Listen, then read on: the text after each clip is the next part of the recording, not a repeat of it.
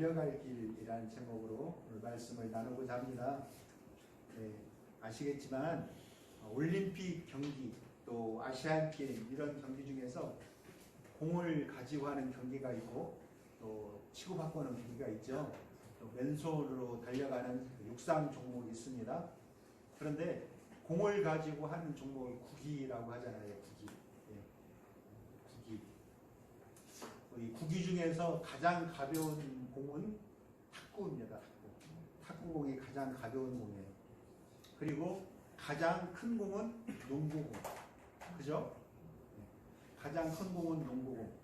그러면 문제가 있는데요. 가장 무거운 공은 어떤 걸까요? 축구. 축구? 축구 아닙니다.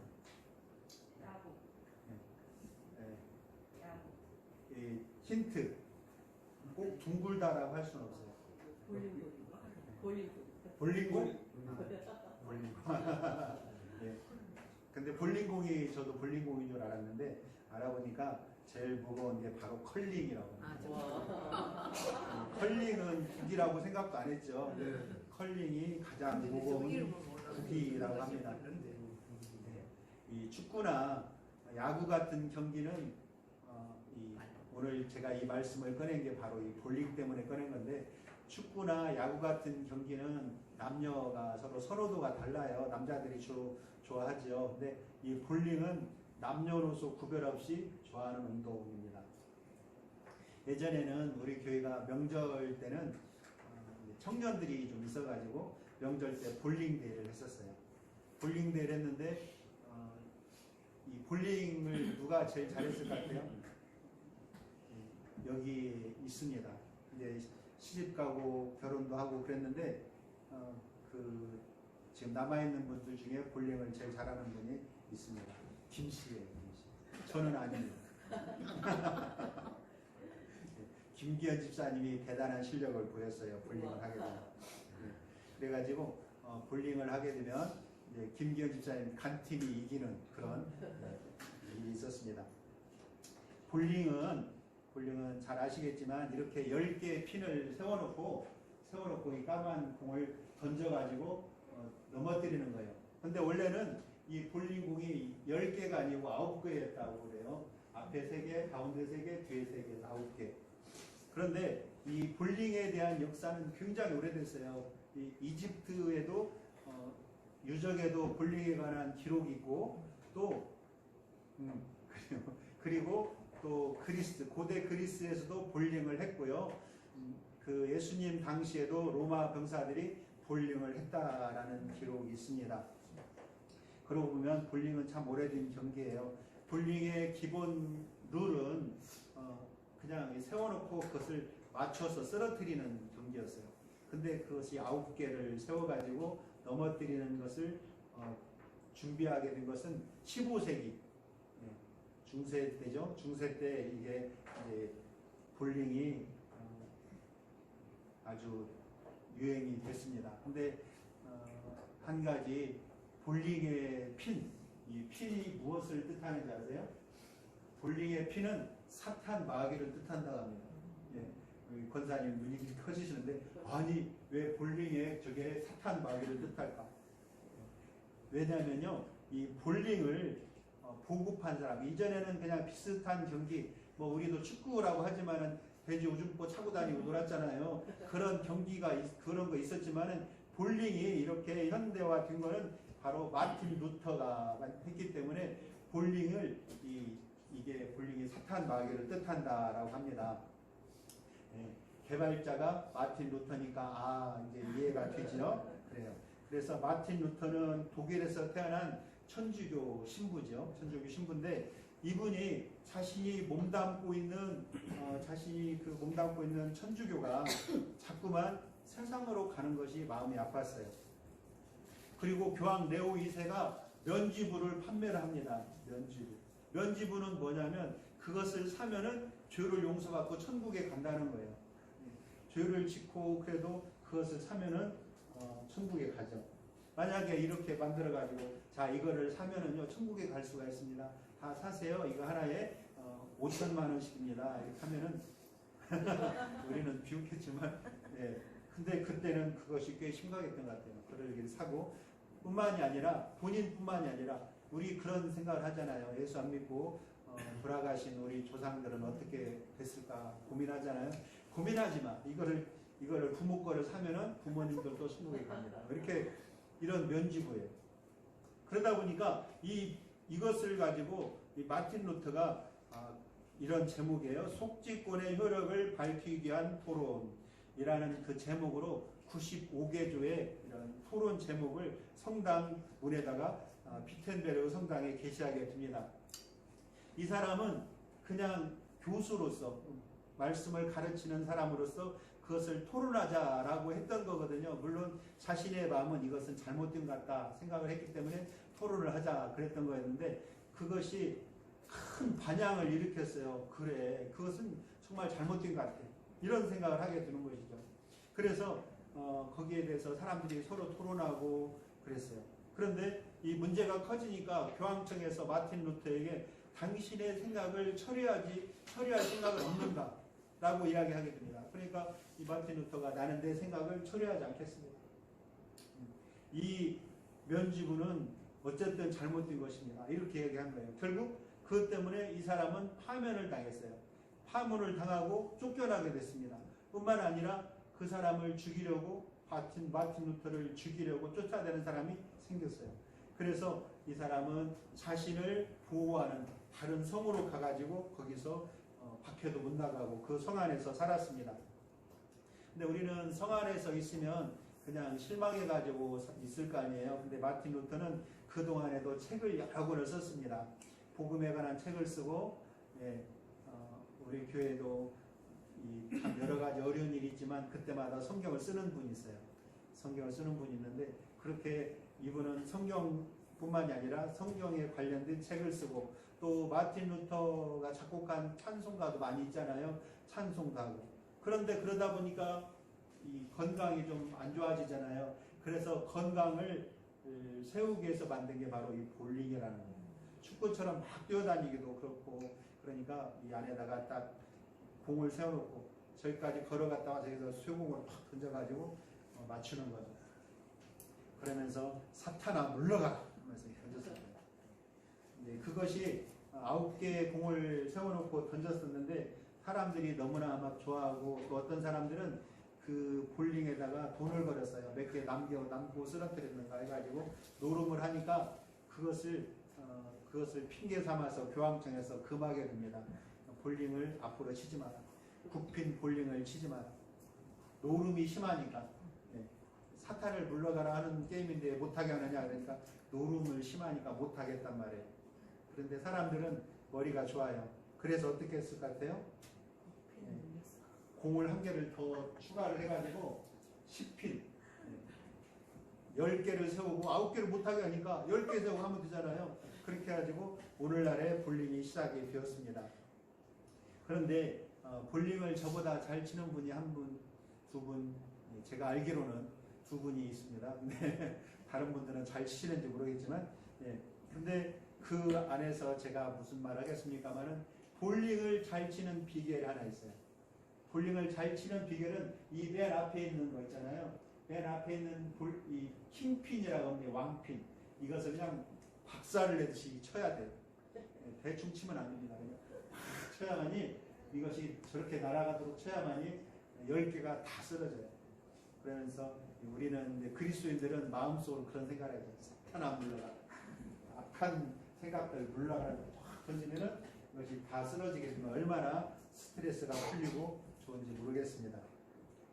그래서 이 쾅소리 나게 앞핀을 쓰러뜨려야 되는데 볼링을 잘 치는 사람들은 여기저기를 보지 않아요.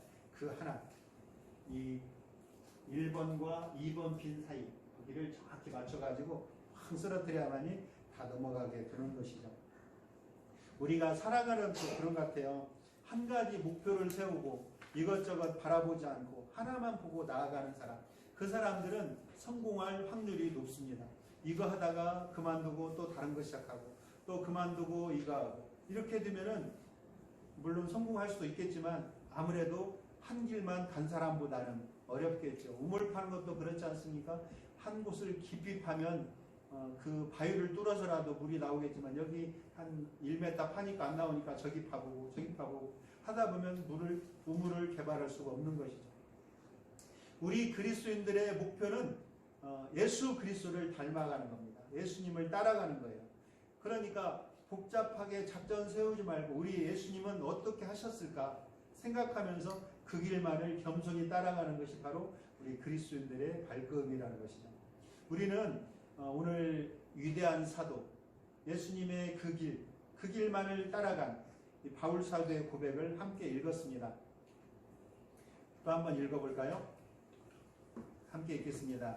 나의 달려갈 길과 주 예수께 받은 사명 곧 하나님의 은혜의 복음을 증거하는 일을 마치려 하면은 나의 생명을 조금도 귀한 것으로 여기지 아니하노라. 아멘. 예, 이 말은 쉬워 보여요. 그죠? 우리 하기도 쉬워요. 근데 이 말에 있는 뜻을 잘 생각해 보면 정말 이렇게 쉽게 따라서 할 수 없는 그러한 말입니다. 한 가지 목표를 가지고 평생 변하지 않고 그 길만을 간 사람이 할 수 있는 고백이라는 것입니다. 다니엘 기도회를 보니까 한 분이 그런 얘기 하더라고요. 수명이 다해서 죽지 말고 사명을 마치고 죽어라. 네. 별로 공감이 없나 봅니다.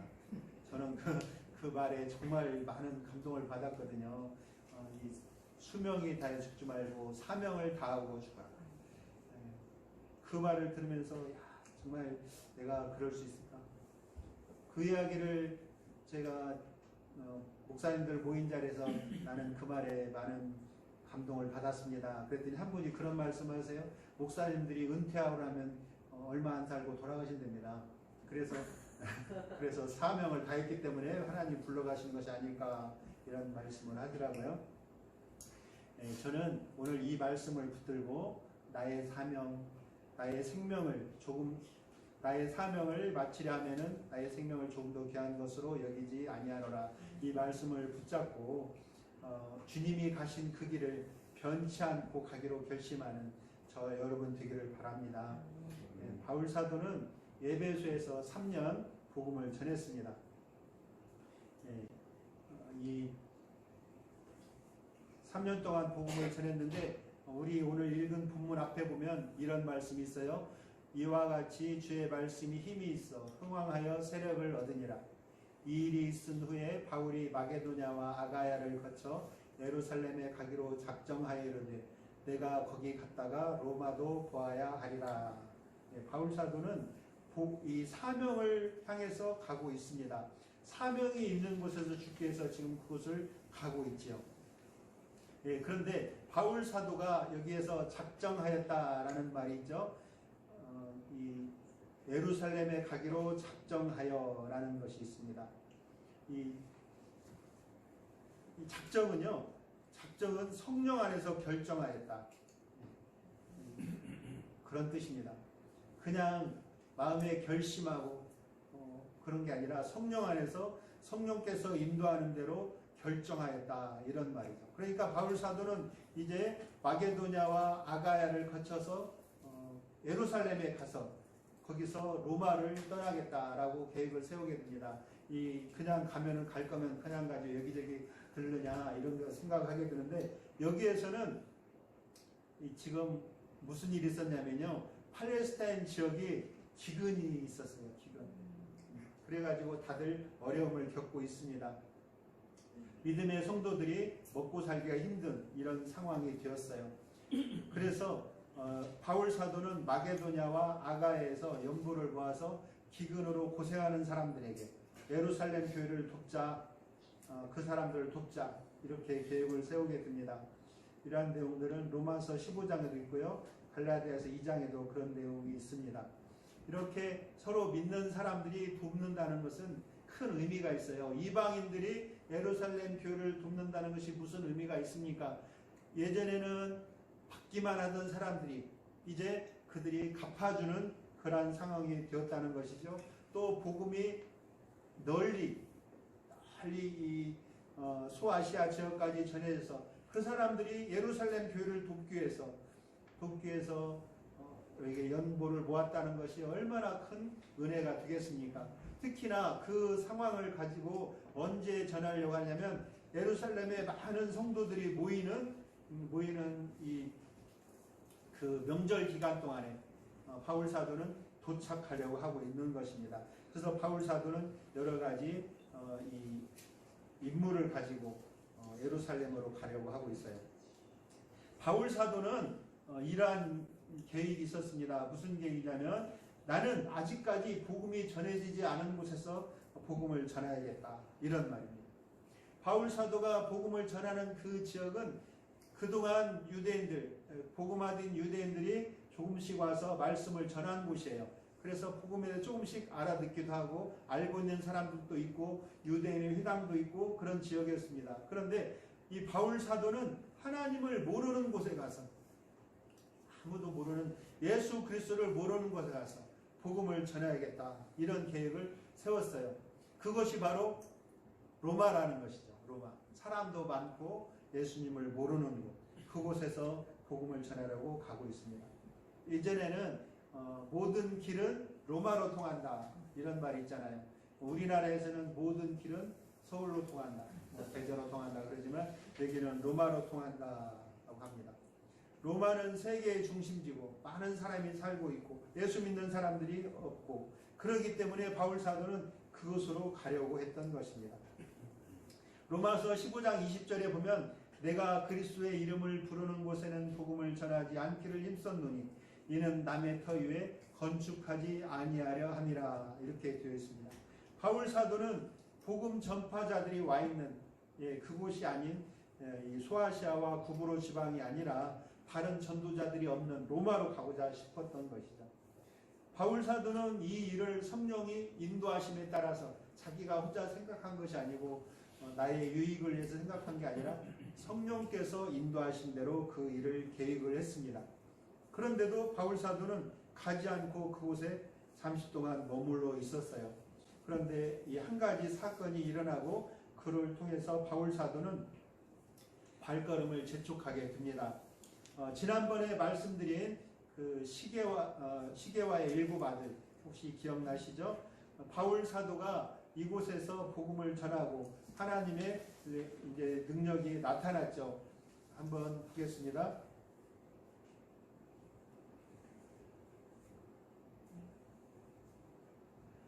20절에 보면 나 이와 같이 주의 말씀이 힘이 있어 흥왕하여 세력을 얻으니라. 이 일이 있은 후에 바울이 마게도냐와 아가야를 거쳐 예루살렘에 가기로 작정하였는데 내가 거기 갔다가 후에 로마도 봐야겠다. 내가 그리스도임을 부르는 것은 복음을 전하지 않기로 힘썼다, 이런 말을 하고요.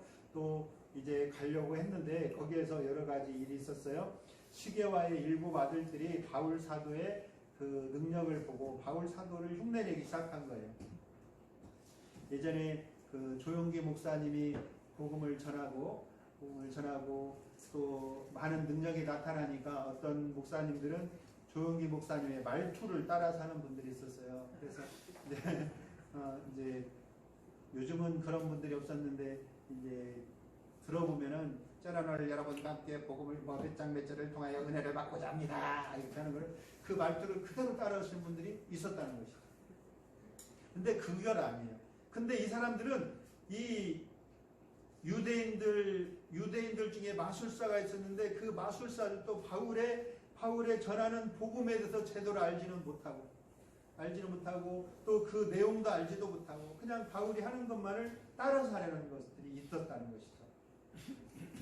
그래서 이제 바울 사도 하는 대로 나사렛 예수의 이름으로 병만은 떠나갈지어다, 이렇게 하는 거예요. 근데 그들이 예수님을 믿지도 않고 예수님에 대해서 잘 알지도 알아보려고 하지도 않고 알지도 못한 사람들이 그것을 복음을 그 말을 하니까 귀신이 나가겠습니까? 심지어 이 시게와의 일곱 아들은 사람들이 많은 곳에서 그렇게 했어요. 그러니까 병든 사람 몸 안에 들어있던 귀신이 이야기를 합니다. 내가 예수도 알고 바울도 알건만은 너희들은 누구냐? 그러면서 덤벼들었잖아요. 덤벼들으니까 7명이나 되는 시게와의 아들들이 한 사람을 못 이기고 이 옷을 그냥 다 벗어던지고 도망쳤다, 이런 참 어이없는 일이 있습니다. 그래서 그 일을 보고 마술사들이 자기들이 가지고 있던 책을 가져다가 불을 태웠죠. 불 태웠는데 그 책값이 은 5만이나 되더라. 이렇게 이야기를 합니다. 여러분, 그런데 여기 그 경제적인 부분에서 보면은 잘 되는 곳이 있으면 안 되는 곳이 있습니다. 예를 들어서 우리 이 동네에 절이 있다고 생각을 해보면 우리 성암교회가 148번지 모든 사람들이 다 이 교회 성암교회로 나온다고 생각을 해보세요. 그러면 이 절이 되겠냐고요? 그죠? 안 되겠죠? 그렇듯이 여기 에베소에서 복음이 전해지고 하나님의 말씀이 흥왕하니까 거기에서 은으로 우상을 만들어 파는 사람들이 있었어요. 아데미 여신의 우상을 만들어 팔던 사람들이 장사가 안 되는 겁니다. 그러니까 이 사람들이 모여가지고 바울 사도를 괴롭히기 시작을 했어요. 그래서 일단은 바울 사도를 따르는 사람들을 붙잡아가지고 극장, 아데미 여신의 극장으로 끌고 가서 거기서 이제 농성을 시작을 했습니다. 근데 사람들이 웃기는 것이 그런 일이 있으면 막 그냥 구경하러 오는 사람들이 있어요. 사실 거기에 관련도 없으면서 구경하러 오는 사람들. 와가지고 무슨 일이 있습니까? 그러면 이 사람은 이런 얘기하고 저 사람은 이런 얘기하고 극장에 가니까 막 와 있어요. 우리 군에서 그런 일이 있었습니다. 극장으로 이제 쉬는 토요일이었는데 극장으로 막 가는 거예요. 저도 따라갔습니다. 그랬더니 무슨 내용인지 모르고 갔어요. 가가지고 왜 옵니까? 그랬더니 여기에 연예인이 온다는 거예요. 연예인이 또 오고 어떤 사람은 여기서 연극을 한다고 그러고 가서 보니까 연예인이 아니라 연예인 비슷하게 생긴 그 찬양 사역자들이 와가지고 찬양을 열심히 하더라고요. 저는 아주 좋았는데 제가 데리고 갔던 사람은 저한테 막 원망하더라고요. 연예인 온다고 갔더니 이렇게 무슨 찬송가 부르고 있다고. 근데 여기도 그런 일이 있었지만 어쨌든 그 대매들이 오는 은장색들을 모아가지고 이 바울 사도를 막 비난하려고 모였거든요. 근데 사람들이 모여가지고 무슨 말인지도 모를 각자 이야기를 하니까 서기관이 와가지고 정확히 문제를 파악하고 이런 일을 일으키라 하고 그것을 이제 마무리를 시켰습니다. 그 일이 마치고 바울은 이제 예루살렘으로 가려고 출발하게 되는 것이죠. 이제 일이 좀 터질 것 같으니까 가지 못하고 있다가 마무리가 되니까 이제 출발한 것 같아요.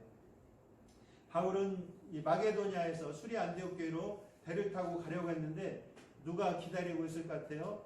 그 가는 길에는 바울 사도를 미워하는 사람들, 바울 사도를 죽이려고 하는 사람들이 기다리고 있었습니다. 그래서 바울 사도는 이제 멀리 돌아서 가기로 계획을 했어요. 그런데 중간에 드로아라는 곳에 가게 됩니다. 드로아는 처음에 바울 사도가 유럽으로 오라는 그 환상을 본 곳이죠. 그곳에서 일주일 동안 부흥 사경회를 하게 됐어요. 부흥 사경회를 하고 은혜를 많이 받았는데 마지막 날에 충격적인 일이 일어났습니다.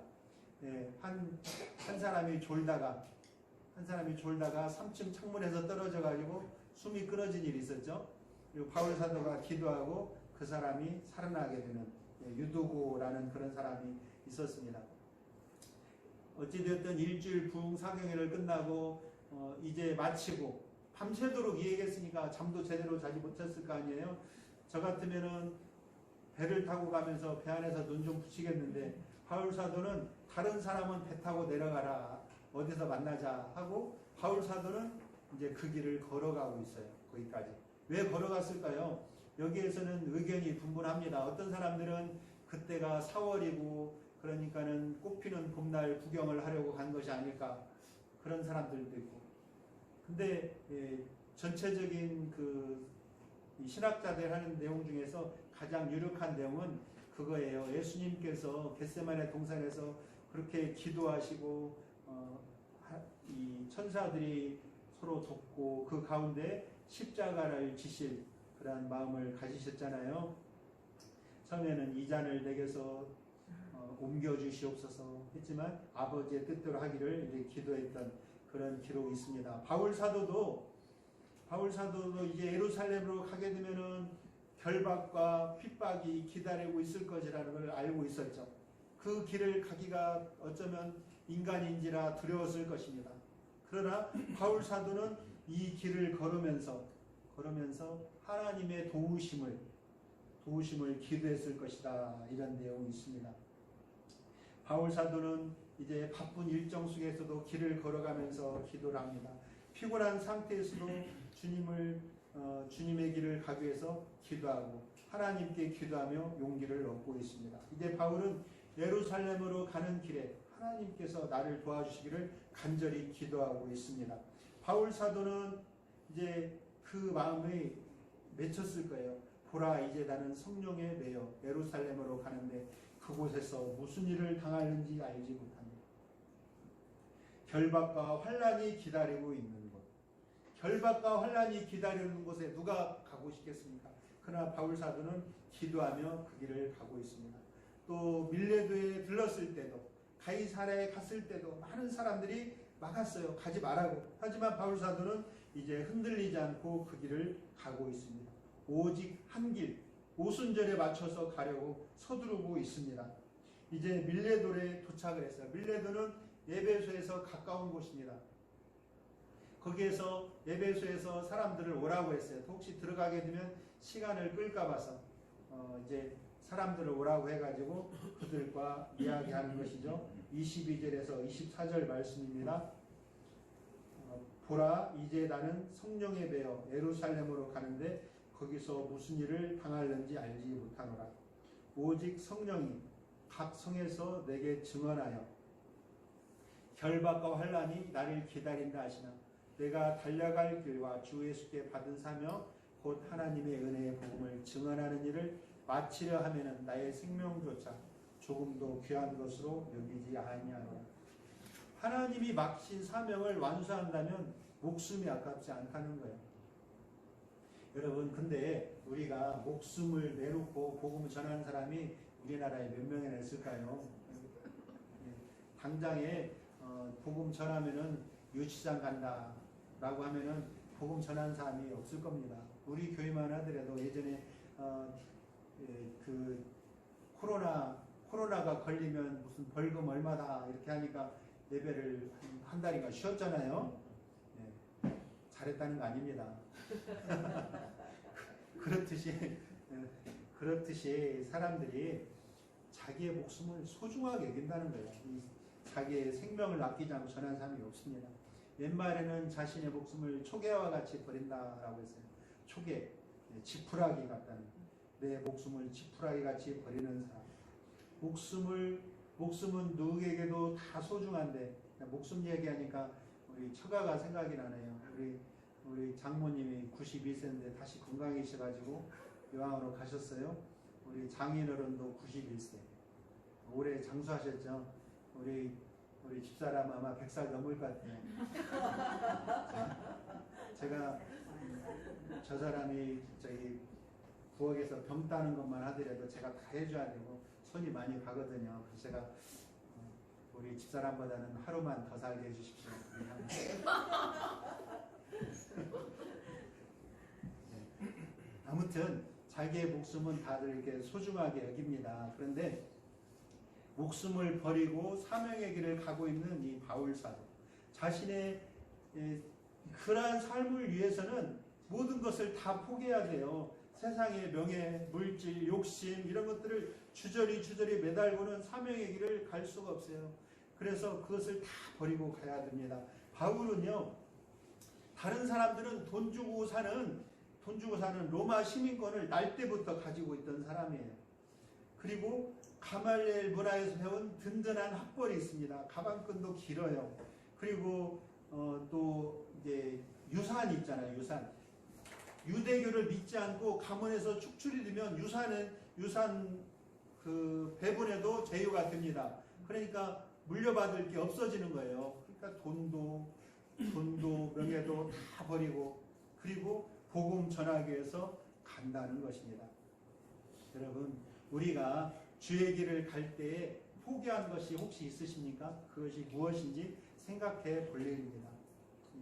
이 생각 저 생각으로 머리가 복잡하면요, 이 킹핀을 쓸어드릴 수가 없어요.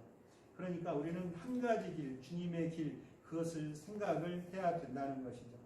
내가 주님의 길을 갈 때 사명을 위해서 버려야 할 것이 무엇일까 생각해 보시기 바랍니다. 지난 10월에 이 제천에서 모임이 있었어요. 직장인 성경 공부 모임이 있었는데 거기에서 저녁 시간에 증언하는 사람이 나는 복음의 길을 따르기 위해서 두 야를 버렸다고 합니다. 두 야. 그래서 두 야가 뭡니까? 그랬더니 하나는 야근 수당을 버렸다는 거예요. 이 직장인을 하다 보니까 사람들에게 1대1 성경 공부를 하는 기회가 많이 있었는데 이 야근 때문에 그 직장이 야근을 많이 시켜가지고 야근 수당을 많이 준대요 또. 근데 나는 야근 수당을 안 받겠다 해가지고 1야를 버렸어요. 그래서 2야는 뭡니까? 그러니까 뭐뭐뭐 말을 잘 안 해요. 그러니까 다른 사람이 또 물어보더라고요. 2야가 뭡니까? 컴퓨터 안에 있는 그 야동을 다 버렸다는 거예요. 야동. 그 야한 그림 뭐 이런 거 영상을 다 버렸다는 거예요. 왜냐하면 그거를 보다 보면 시간이 많이 가고 또 머릿속이 복잡해져가지고 성경을 읽을 생각이 안 난다는 거예요. 그래서 두 야를 버렸다라고 해서 참 그 말을 듣고 큰 결심을 했구나 이런 생각을 한 적이 있었습니다. 여러분 우리는 바울처럼 할 수는 없어요. 바울같이 그렇게 말씀 들고 세계 방방곡 다니고 그렇게 되면 직장에서도 당장 돌아오는 게 권고사직이 돌아오겠죠. 그래서 이런 힘든 일입니다. 그러나 우리는 주님 편으로 서기로 생각하고 마음을 결심하고 자세히 살펴보면 보이는 게 있어요. 그게 주님의 길을 갈 때에 길 가운데 있는 튀어나온 돌멩이처럼 크지는 않아도 이렇게 가로막는 것이 있다는 것이죠. 쾌락이나 이런 지나친 게임이나 또 게으름, 연속극, 또 지나친 스마트폰, 또 너무나 친구들 술 마시는 친구들을 좋아하는 것 이런 것들 우리 어떻게 물어보면은요 그걸 포기하지 않으면 지옥 갑니까? 물어보면 그걸 잘 모르겠는데요. 또는 그걸 포기 안 해도 천국 하나님께서 구원하시니까 천국 갈 수 있을 겁니다. 이렇게 말할 수 있는 거예요. 그러나 그것이 사명 감당하는 데 방해가 된다면 오늘날 잘라내야 된다는 것이죠. 그래야 멈추지 않고 사명의 길을 갈 수가 있다는 것입니다. 어떤 사람은 복음의 길이 반대가 된다라고 하니까 가족을 다 버리고 나왔다라고 그건 아니에요. 그건 아니고 가족도 소중히 여기고 그들을 위해서 기도하고 하지만 우리가 최선을 다해서 잘라낼 것이 무엇인가 찾아보라는 것입니다. 사명 감당에 방해가 되는 것. 우리는 언젠가 주님 앞에 가게 될 것입니다.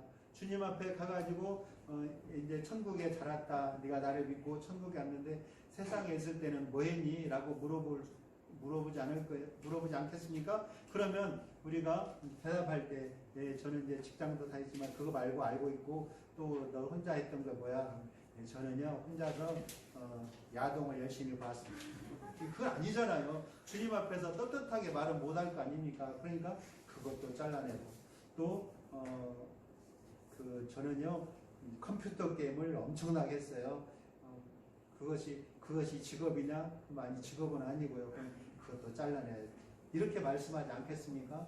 우리는 이제 주님의 사명을 감당할 때 나를 가로막는 것 다 잘라내버리고 주님 그 시간에 저는 복음을 내서 이런 일을 했습니다. 라고 자랑스럽게 말할 수 있는 또 주님이 주신 그 사명을 바울 사도처럼 끝까지 담당하시는 저와 여러분 되시기를 주님의 이름으로 축원합니다.